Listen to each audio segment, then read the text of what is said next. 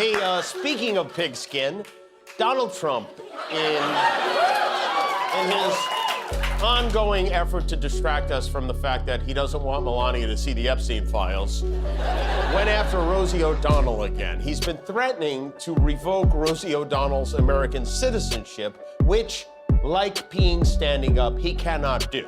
I love that because Trump is always a president that actually, had the worst tribulations our country has ever faced and brought us together. Now, the opposite is happening right now.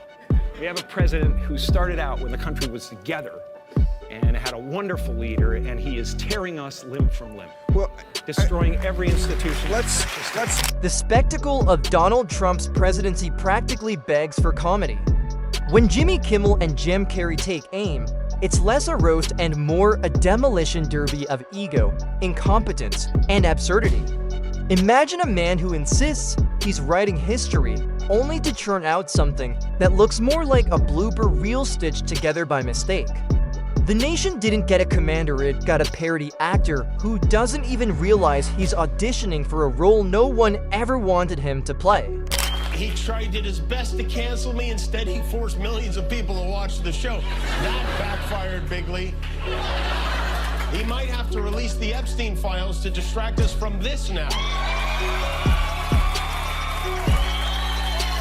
In modern times, he criticized capitalism without a conscience. And that's what we have now. We have capitalism without a conscience. He showed the common man being fed through gears of the brutal, dehumanizing industrial age. He took on the American right wing of his day, its worst evils: hatred of immigrants, contempt for the truth, greed, and the abuse of power. If you're enjoying this video, don't forget to subscribe and hit the bell icon. Kimmel immediately tears into the image Trump tries to project, dismantling it like a magician exposing every cheap trick. He paints Trump as a man who thinks shouting louder makes him smarter, as if volume were a qualification. The Oval Office, once a symbol of dignity, has been reduced to a comedy club where the headliner bombs every night, but still demands an encore. Kimmel turns Trump's relentless self-promotion into the joke itself, because when the leader of the free world treats governing like a talent show, the punchline practically writes itself. And before I share this, I'd like to remind you, this is a post from the President of the United States. He wrote, "As previously mentioned, we are giving serious thought to taking away Rosie's citizenship. She is not a great American and is, in my opinion, incapable of being so." Here's the thing, whenever he's spitting out, he goes back to Rosie. That's his safe space. He zeroes out. Carrey brings his signature brand of surreal chaos, exaggerating Trump into a cartoon so over the top it feels uncomfortably accurate. He portrays the president as a living caricature of excessive character so ridiculous he wouldn't make it past the first draft of a comedy script because no producer would believe he could exist, and yet, here he is, steering the country like a man convinced his golf cart can win the Indy 500. Carrey's genius lies in amplifying Trump's flaws until they look like a funhouse mirror version of reality distorted, absurd, and still somehow true. He's a car salesman. He's a used con car man, salesman. absolutely. And he's, he didn't make America great again, but he did turn back the odometer. So who knows what the hell is wrong with us? But as I watched, Unfortunately, we're in the back seat, right? right. We're not in As I watched this week, what I kept thinking was, it all comes down to this case of narcissistic personality disorder. We've all talked about it since he's been on the public scene. Kimmel takes the roast even deeper by mocking Trump's obsession with spectacle. Instead of solving crises, he stages them. Instead of addressing problems, he recasts them as dramatic plot twists. Under his watch, the United States looks less like a democracy and more like a never-ending reality show, complete with cliffhangers and plot holes big enough to swallow entire budgets. Kimmel exposes the absurdity of a leadership style that prioritizes airtime over answers, leaving audiences laughing and cringing in equal measure. Calling her fat is what makes him comfortable. Meanwhile, she's about half his weight now. In fact, this photo he posted. She posted the photo. This photo he posted looks really more like him than hers. Rosie O'Donnell. How can someone so old be so childish? It's Benjamin can't button his pants. Carrey takes that image and twists it into performance art, comparing Trump's leadership to a circus ringmaster who can't control the animals but still demands applause for the chaos. The elephants are stampeding, the lions are mauling the clowns, and yet he's waving his arms like it was all part of the plan. Carrey delivers the irony with his trademark manic flair of presidency so unstable it feels like an improv show gone wrong, with everyone else stuck inside the skit and no way to leave the stage. But we see it in real time. Somebody really unraveling, spiraling toward madness. So I'm an asshole? Is that what you're trying to say? No. We're talking You're not talking. You're talking. There was a tape of him talking to Bob Woodward, right? We heard that this week. At the end of it, he gets a little frustrated and he says, well, accurate is that nobody's ever done a better job than I'm doing as president. He says, how can you... Job of what? Job of what? Demolition Man? Right. Kimmel takes aim at Trump's relationship with the truth, mocking how reality seems to bend around him. Facts aren't boundaries, they're inconveniences. He imagines Trump as a kid scribbling over his report card and insisting he got straight A's, then yelling at anyone who dares point out the smudges. Under Trump, governance turns into a parody of accountability, where mistakes don't disappear because they're fixed, they disappear. Because he declares them victories, the humor lands not just because of the audacity, but because so many people nod along as if those smudges weren't obvious. Carrey, never one to hold back, takes the exaggeration further, portraying Trump's presidency as a surreal museum exhibit, a gold-plated room filled with excuses, a wing of unfinished projects guarded by cardboard cutouts, and a hall of mirrors where They kicked the can in the hopes that, I don't know, we'd be hit by a tidal wave or something, it would wash away, but it didn't wash away. So they tried another dumb idea. Again, this time the House Oversight Committee released some of the Epstein files, around 33,000 pages of the Epstein files, the vast majority of which had already been released. You would think that of all the cases, the one for Jeffrey Epstein would get a full release, but no.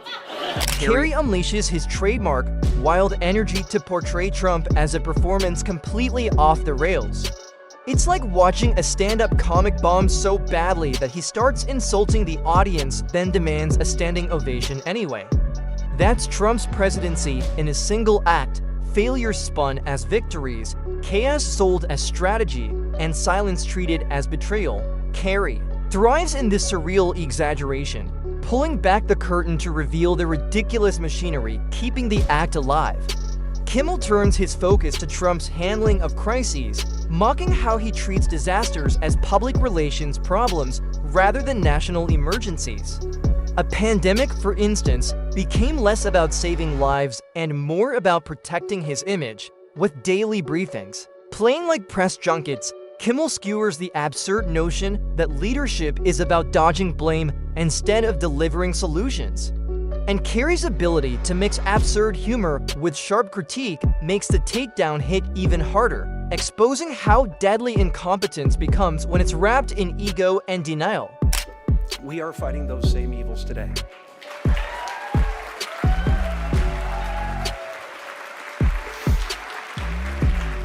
In America, in the United Kingdom, across the globe.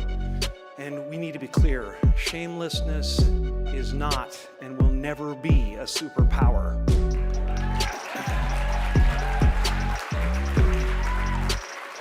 It is the mark of a villain. Kidnapping children is not what great nations do. Almost half of America at this moment believes there is a sinister deep state diabolically plotting to what? Give them health care? Kimmel also zeroes in on Trump's obsession with crowd sizes, ratings, and applause, mocking how he treats politics like a popularity contest. He imagines Trump sitting in the Oval Office like a desperate game show contestant, glued to the scoreboard and convinced that approval numbers are trophies. The absurdity is staggering. The leader of the free world reduced to a man refreshing his mentions, desperate to be liked, Kimmel's Ridicule lands hard because it exposes just how small and shallow that obsession really is. Carrey takes that fixation and spins it into a scene straight out of slapstick. He imagines Trump as a performer who insists on going after every line, waiting for cheers that never arrive. In Carrey's version, the Oval Office even comes equipped with a laugh track, just to fill the awkward silence. His surreal humor turns Trump's insecurity into pure comedy gold, transforming the hunger for validation into an endless pratfall of desperation. Together, Kimmel and Carrey don't just dismantle the man, they demolish the myth, leaving behind nothing but the ruins of an ego-driven performance. Now, there was some new information in the documents. Contrary to what Trump's Attorney General Pam Bondi said, there was video of that missing minute of security footage shot outside Epstein's cell. That footage somehow this footage got re-edited more times than the Zack Snyder Justice League cut. And it's a big problem for Trump because the push to release the names isn't just coming from the left. This is a bipartisan effort. It's coming from inside the House. Kimmel keeps the roast rolling by highlighting how Trump reshaped politics around his own personality cult. Institutions, laws, and long-standing traditions were bent or broken to fit his theatrics. Kimmel mocks the absurdity of a president who acts like a reality show contestant convinced the rules don't apply to him. The laughter cuts deep because it reveals the tragedy beneath it all, a system meant to safeguard democracy reduced to nothing more than a backdrop for his endless performance. Carrey takes the exaggeration even further, imagining Trump as a cartoon villain who stumbled into office by accident and decided to stay simply because the chairs were comfortable.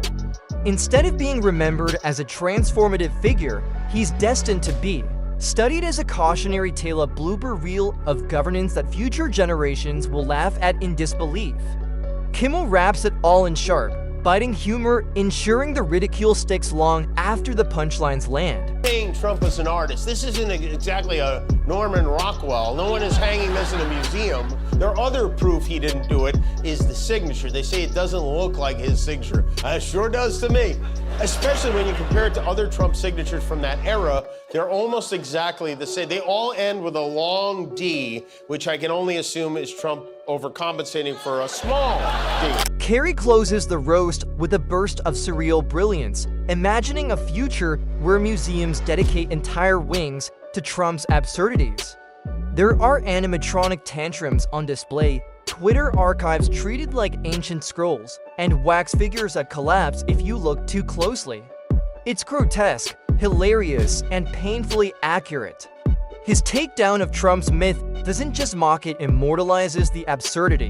Carrey's imagined halls of history serve as a warning. Trump managed to turn chaos into culture. Each exhibit would stand as a cautionary label for ambition without substance and power without principle. He doesn't just mock Trump as a president, he strips away every shred of gravitas, revealing a man so desperate for recognition that he'd rather be infamous than forgotten. Kimmel, meanwhile, transforms the Oval Office into a stage where the performance never ends, even long after the curtain should have fallen. Together, they ensure that Trump's legacy isn't one of greatness, but of endless, unforgettable farce. Here's the other thing. This book is 22 years old. Who would have been faking Donald Trump's signature in a private birthday book in January of 2003? The Apprentice wasn't even on the air yet. This would require an extraordinary amount of planning. Caroline Leavitt, his press secretary, the woman who keeps insisting Trump didn't draw this or sign this in 2003, she was 5 years old. She was too young even for Jeffrey Epstein in 2003. Together, the two of them, one armed with razor-sharp satire and the other with surreal exaggeration, tear apart every fragment of Trump's carefully built mythology. Kimmel's gallery of absurdities forces the audience to see his presidency not as a period of governance, but as a chaotic performance no one ever asked for. Carrey ensures the laughter cuts deeper by exposing how ridiculous it looks when someone mistakes shouting for strength and publicity for leadership. The impact of their demolition is impossible to ignore. They don't just poke holes in Trump's legacy, they unravel it thread by thread until nothing recognizable remains. The man who once dreamed of being remembered as towering now appears microscopic, swallowed by his own insecurities and overblown theatrics. Carrey's surreal vision cements the absurdity forever. What was once marketed as greatness is now reframed as a blooper reel, looping endlessly in the public's memory. Poland had the misfortune to visit in the middle of Hurricane Epstein. As you probably know, Republicans forced an early recess over the summer to avoid having to vote on whether to release the Epstein files, which many of them do not want to do because it would upset Orange Julius Caesar bigly. So it becomes clear that Trump's myth can't survive satire because satire doesn't exaggerate, it simply holds up a mirror. Kimmel's sharp jokes and Carrey's surreal visions reflect exactly what Trump created: a caricature of power, a parody of governance, and a mockery of responsibility. Their roast ensures that his legacy won't just fade quietly. It will be preserved as an absurdity too massive to ignore. Together, Kimmel and Carrey deliver a demolition so complete that nothing is left standing.